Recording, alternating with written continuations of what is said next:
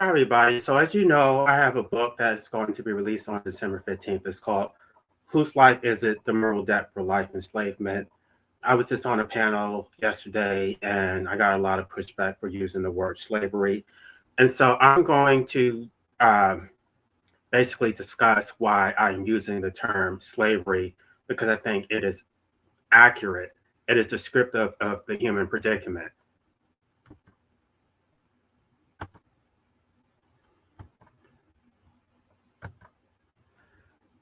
All right. So, a lot of people think that the fact that I'm using the term life slavery, that it trivializes in their minds real slavery. And by real slavery, they're talking about chattel slavery, right? Because we're not legally owned, at least not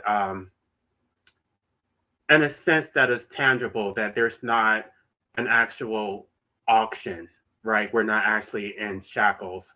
To them, that means that this slavery is not real.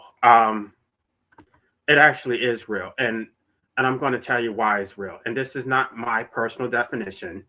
The book actually is based on a definition of slavery given by the U.S. Supreme Court in Plessy versus Ferguson.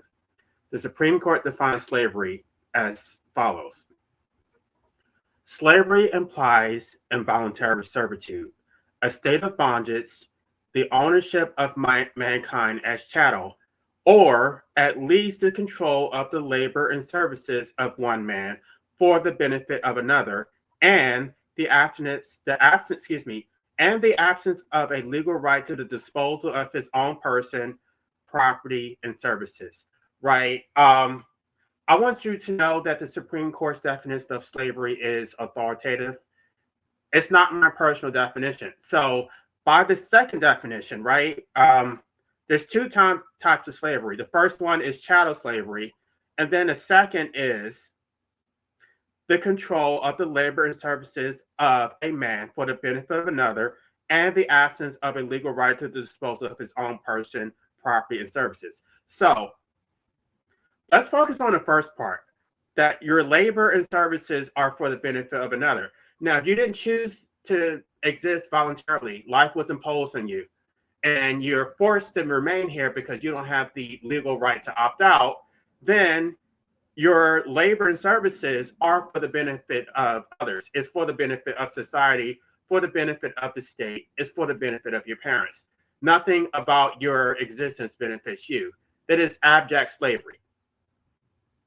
And then I discussed at length the deprivation of disposal rights of your person, property, and services, right? So, um, nothing in this definition given by the U.S. Supreme Court requires that a person be bought and sold. Nothing about it requires that it's based on racial subordination.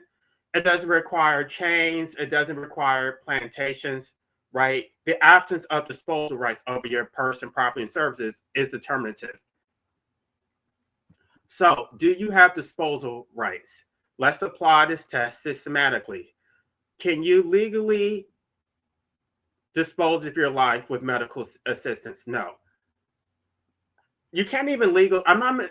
I guess I don't even get to medical assistance because you can't. You legally don't have a right to dispose of your life, no matter what.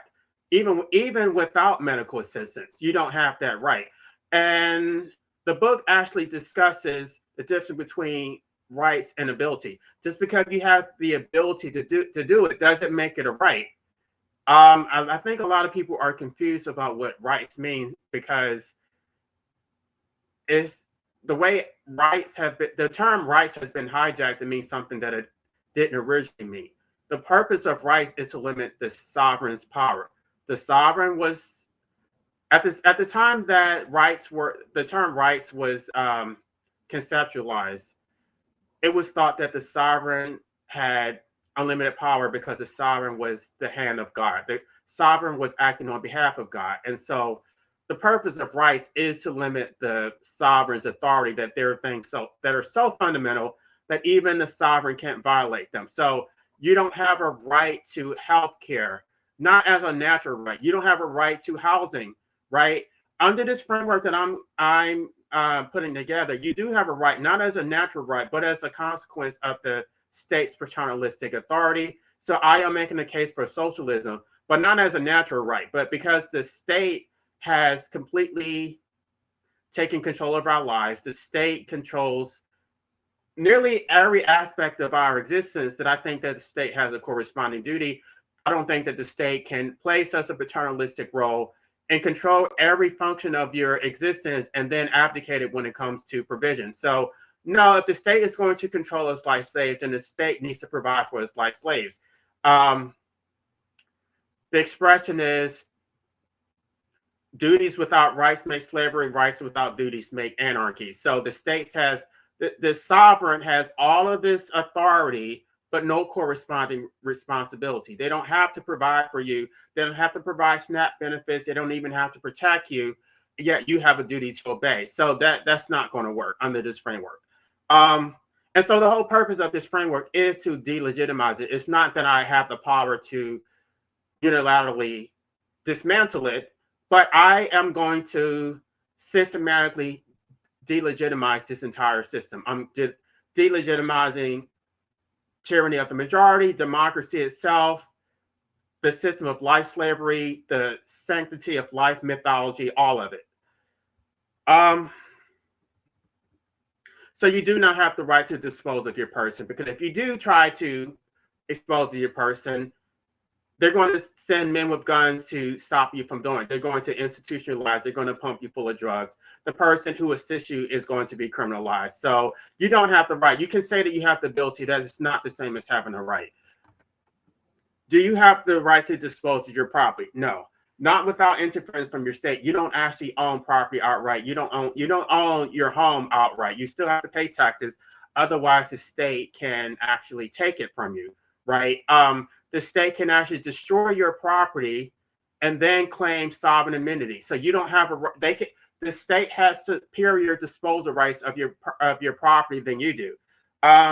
They can seize your assets, right, without charging you with a crime, civil asset forfeiture. They can impose fines and traffic citations. And so it's a comprehensive systemic enslavement. So you don't have superior disposal rights of your own property. You just don't. The state has superior disposal rights. So the state is your master. You do not have superior disposal rights of your own labor, right? You can't work without an occupational license. And some people, there was somebody on the discussion that I had yesterday saying that you take student loans voluntarily, so therefore it's your responsibility. No, it's not. Nothing about this is voluntary. People take out student loans because the state has imposed occupational license requirements, right? They have imposed these barriers to entry.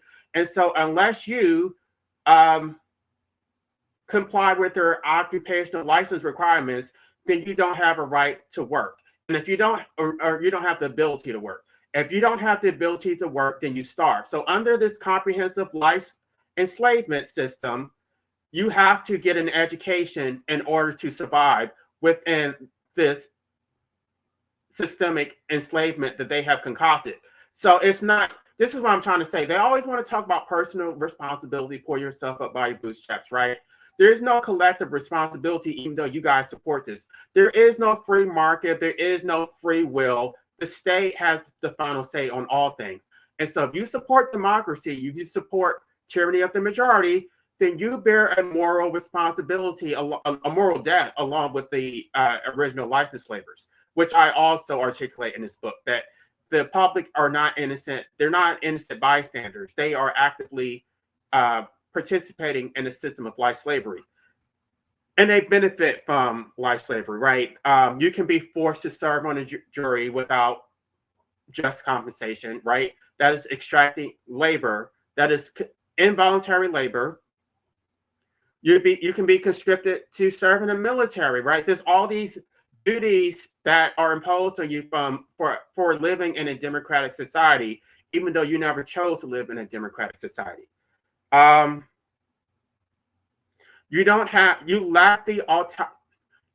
the right to an autonomous disposal of your services. So Under the Supreme Court's test of Plessy versus Ferguson, you lack disposal rights of your person, your property, and your services, at least autonomous. You don't have autonomous disposal rights. You don't. The state has superior disposal rights.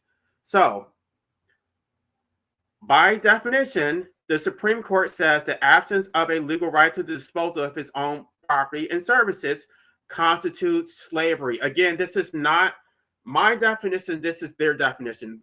Their definition is authoritative. Um, but it's not real slavery, right? So that's what people are going to say. You can't compare chattel slavery to whatever I'm calling this life slavery, right? That trivializes their suffering. So why isn't there this same pushback when people talk about wage slavery? Because everyone knows what wage slavery is, right? They instead of being owned by a master, you're basically rented to your master. Your master gets to rent you, and you don't have a choice under capitalism because whoever owns capital controls the means of production, which is under what Proudhon said is that property is theft because property cannot be owned by individuals, those who, at least not in perpetuity. Those who make productive use of capital are the rightful owners, but under statism allows the capitalists to exploit the labor of others and they get to live without working. So everyone wants to talk about how it's personal responsibility, yet it's in a total conspiracy to enslave everybody. And then nobody wants to take any responsibility for the abolition of slavery, right? They don't want to actually do the dirty work of liberating people. They just want to talk about personal responsibility and pulling yourself up by your bootstraps, while at the same time they're tying your hands behind your back so you can't actually pull yourself up, right? Because all of these mechanisms prevent you from having autonomy over how you want what you want to do with your life. And so they support this entire system, this entire racket is with the support of the majority, yet they absolve themselves of any responsibility for your enslavement. How dare you compare wage slavery to chattel slavery, right? Because slavery is not a concrete term, it's a category of relationship defined by domination and extraction. There are several different forms of slavery throughout history. Chattel slavery, where people were bought and sold as property. Indentured servitude, enslaved until a debt is repaid. Serfdom, people were bound to land controlled by lords. Wage slavery, people must work or starve, right? Prison enslavement, forced labor for inmates. Sex trafficking is modern slavery, right? It's completely involuntary. Child labor, it's forced work, no autonomy, life slavery. It's a forced existence and a prohibition on the right to make a graceful exit. So all of these forms of slavery share the same common denominators, right? A lack of autonomy, forced participation, and extraction of value. The 13th Amendment recognizes multiple forms of slavery. The 13th Amendment says neither slavery nor involuntary servitude except as punishment for crimes. So there's two distinct forms of slavery. Slavery, which is the broader category, and then involuntary servitude, which is forced labor. So the 13th Amendment is not limited to chattel slavery. It says slavery. This is the entire category. Right? So if the Constitution prohibits all slavery, then my book satisfies the legal definition of slavery. So why is wage slavery accepted, but life slavery is offensive? Because wage slavery is politically safe. It critiques capitalism, a system many people already question. It doesn't threaten fundamental assumptions about the legitimacy of forced existence, parents' right to procreate, the state's authority over your body and your life. It doesn't critique democracy itself, but life slavery threatens everything. It says your parents enslaved you by forcing you into existence. The state maintains your enslavement. Democracy is tyranny when you can't opt out. Courts are complicit. The entire system is illegitimate. People resist life slavery because, not because it's inaccurate, but because accepting it requires confronting uncomfortable truths. But discomfort does not make something false. Life slavery is actually worse than wage slavery, right? Um, Under wage slavery, human beings are forced to work in order to survive. The surplus value is extracted by the capitalists. Capitalism, the capitalists don't. Capitalism can't exist without labor, right? Because they don't make productive use of capital. It's the workers that make the capital valuable, but the capitalist gets to live without working. So they're extracting benefits from other people's labor without actually producing anything. And this entire capitalistic system is backed by violence. It's backed by um, state enforced property rights. Property rights are enforced through violence because if you violate someone's so-called property, then the state will use violence to enforce those property rights. Even though those property rights don't exist in nature, they're complete legal fiction, right? Life slavery. This is a parallel to wage slavery, right? None of us consented to existing, right? All of the economic exploitation. So life in slavery includes all of the economic exploitation of wage slavery, plus extraction from our parents, and our parents extracted meaning, purpose, emotional satisfaction, a legacy. They get to self-actualize, right? Plus, the state is extracting taxes, forced participation, and political legitimacy, right? Under life slavery, you can't escape it, even if you solve the economic problem. So, life slavery is more comprehensive than wage slavery. The state owns your body, which I articulated in chapter 1. The state actually owns your body, not you. That you're owned by the collective. They say that life is inalienable, so nobody owns you. What that really means is that everybody owns you, and you have no legal remedy because the state has not recognized a property interest in your own personhood. Yet they recognize corporate personhood. Imagine that. So the total extraction is 5.4 million plus immeasurable psychological suffering. If wage slavery accurately describes capitalist exploitation, then life slavery accurately describes the more fundamental enslavement that makes wage slavery possible. You can't have wages without first having life slaves who were forced into existence and prohibited from leaving. The property law logic. Premise number 1. Ownership requires disposal rights. If you can't dispose of something, you don't fully own it. Premise 2. The party with final authority over disposal is the actual owner. Premise 3. You cannot legally dispose of your life. The state has final authority. Conclusion. The state owns your life, not you. This is first year law school property analysis, right? If someone has superior disposal rights over something, they have superior ownership rights. That's how property works. Now, what do we call it when a person owns another person or an entity owns another person? We call it slavery. But wait, the state doesn't own you like property, someone would say. Collective ownership is still ownership, right? If you don't own your life and no individual owns it, but the state controls whether you may dispose of it, the state owns it on behalf of the collective. The public/state slavery, the public/state maintains the slavery for the benefit of the collective, right? So what I say in my book is, if no one owns your life, then life exists in a public domain. The collective owns it through its agent, the state. This is socialism applied to the most fundamental property, the self. So this is what I'm saying. This is an inversion of socialism. There is not a collective ownership of property, right? But there is a collective ownership of human beings, which makes it so perverse.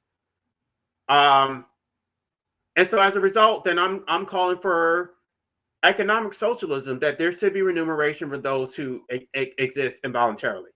Um, the state acts as a trustee for the public's property interest in you. There is no right to self-ownership. The public owns you. There's a public interest in maintaining your enslavement.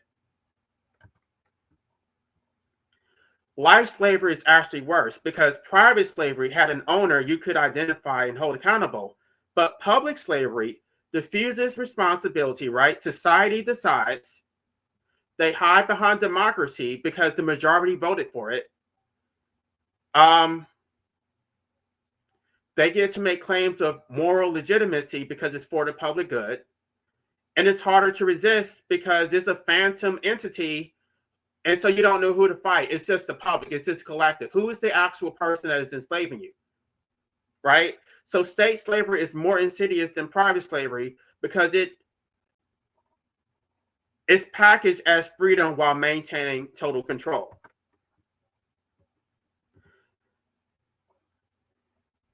Now, why would I use such a loaded term as slavery? Because precision matters, right? Consider the alternatives. I could call it restrictions on autonomy, right? That sounds technical, it's bureaucratic. It implies a minor inconvenience, right? It's easy to dismiss. It suggests negotiation and compromise, right? I could call it a limit on self-determination. This is academic language. It feels abstract. It doesn't communicate urgency, right? It invites debate about reasonable limits, right? And the whole purpose of this book is to take it out of the academic discourse and put it into a pragmatic discourse that these are tangible. This is actionable. This is a system that should be resisted. I don't care about the academic portion of it because the academics are not going to be the ones to liberate anybody. Involuntary existence, right? I could call it an involuntary existence, which it actually is. It doesn't convey the power dynamic.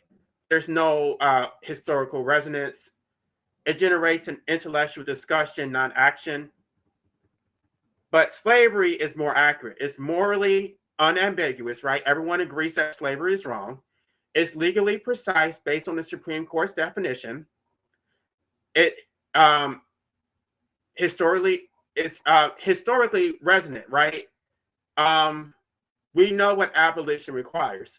It forces engagement because it can't be ignored or dismissed. It demands action. Slavery must be abolished, not reformed. The word slavery works in a way that other words cannot. When you say we need to reform restrictions on autonomy, people nod and move on. When you say we need to abolish slavery, people have to choose. Either this is slavery and it must be abolished, or it isn't slavery and here's why. There is no middle ground, and that is the point. That is the reason why I'm using the word slavery. Every liberation movement has required naming the oppression accurately, right? Women's suffrage. They call it women's suffrage. It wasn't women have limited political participation. They called it what it was. Women were disenfranchised, right? Civil rights. It wasn't African Americans face social disadvantages. No, they said this is apartheid. This is segregation. This is oppression. The labor movement. They didn't say workers receive suboptimal compensation. They said this is wage slavery. This is exploitation. LGBTQ rights. They didn't say alternative lifestyles face social disapproval. No, what they said is this is discriminatory. This is persecution. So accurately naming the liberation is required for liberation, right? You can't abolish what you will not name. You can't build a movement around a euphemism, right? The abolitionist movement didn't say let's reform the labor conditions of enslaved persons. They said this is slavery. Slavery must be abolished. So life slavery must do the same thing.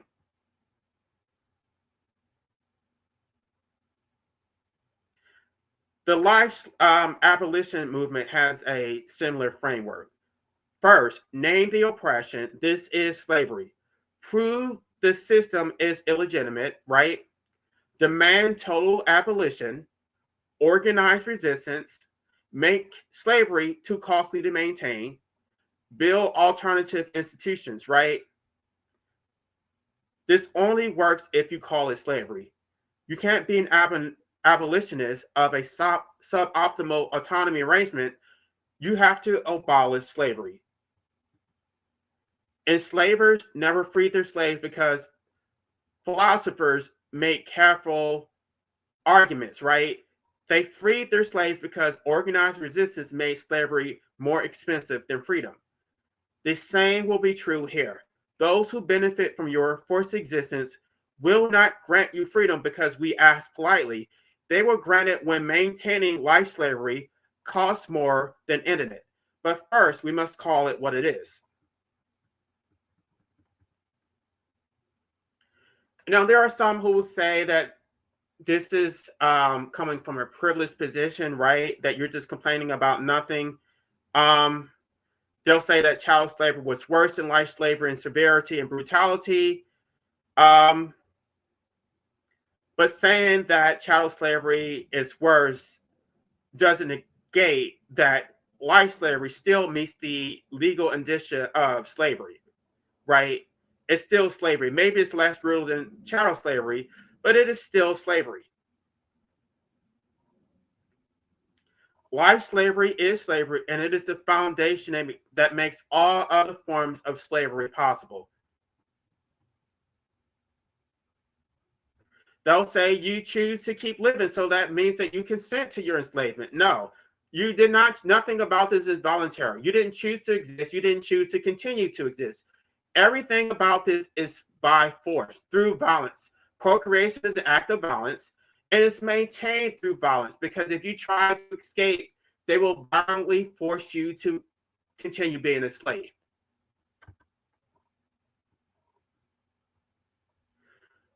Now, there's some who will say that the state is protecting you, that your enslavement is for your own good, right? Paternalism is not protection when it denies autonomy. If you lock me in a basement for my own good, I'm still in prison, right? If the state denies you the right to a graceful exit, it is still denying your autonomy. And the state claims to protect your life, but then it taxes you for maintaining a life that you don't even want, that is involuntary. It forces you to work to afford the life that you don't want. It denies you adequate support for your involuntary existence. It refuses legal remedies when that life becomes unbearable.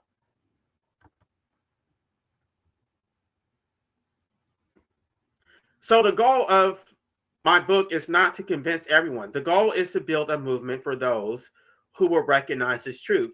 Abolitionists did not convince all slave owners, right? They built resistance until slavery became too costly. We're not asking enslavers to free us voluntarily. We're organizing to make maintaining our enslavement too expensive to continue. The word slavery is necessary for this organizing. What this means in practice, by the Supreme Court's definition, we are all enslaved. The term slavery is legally accurate and strategically necessary. Life slavery follows logically from wage slavery. Collective ownership through the state is still ownership. The word slavery is essential for building an abolitionist movement. So what follows? Right here are the demands from our parents who enslaved us through procreation. We demand forced heirships, a minimum of 50% of the estate for those who are married. And if they're not married, then we're entitled to 100% of the estate. respect for autonomy, including the right to opt out. Those who procreate, the life enslavers, right? The life enslavers forfeit their own right to opt out until these debts are paid. From the state that maintains our enslavement, we demand either the unconditional right to medical assistance or for full socialism, right? Complete material support for your involuntary existence. And if you refuse both options, then you just have to admit that your entire system is slavery and is illegitimate.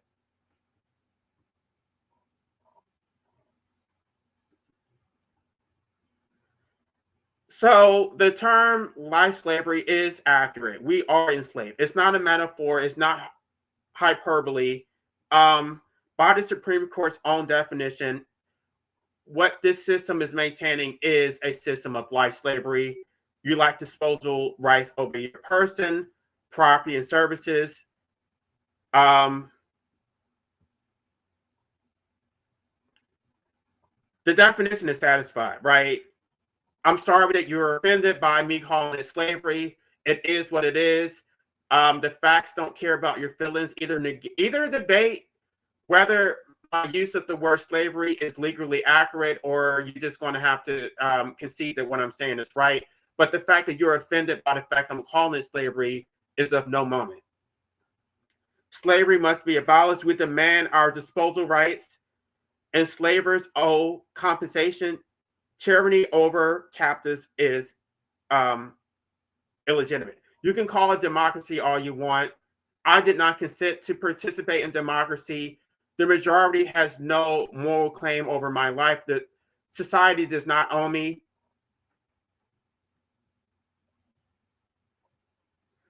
So this is not to trivialize chattel slavery. I am a descendant of chattel slaves. That's not even the point. This falls under the umbrella term of slavery. It's not the same as chattel slavery, but it is slavery nevertheless. So unless you can actually negate my arguments, and that, first of all, you're gonna have to read the book, right? Because I'm not going to articulate everything in these live streams. You're going to have to read the book, because my book paints a complete story of your enslavement. Maybe you are a happy slave. Maybe this doesn't offend you. Maybe you can actually get through life and not care about the fact that you're enslaved. It doesn't negate the fact that you're enslaved, right? You don't have disposal rights. Your disposal rights are maintained by the state. So regardless, if you feel, no matter how you feel, you can think that you can live in an open air prison all you want, but at the same time, maybe you don't have a desire to exercise disposal rights, but it doesn't negate the fact that you don't have them in the first place. So you don't realize that you're a slave until you have a desire to exercise rights that you don't actually have. So that is the test. Try to exercise those rights and see how the state will use violence to prevent you from exercising those rights.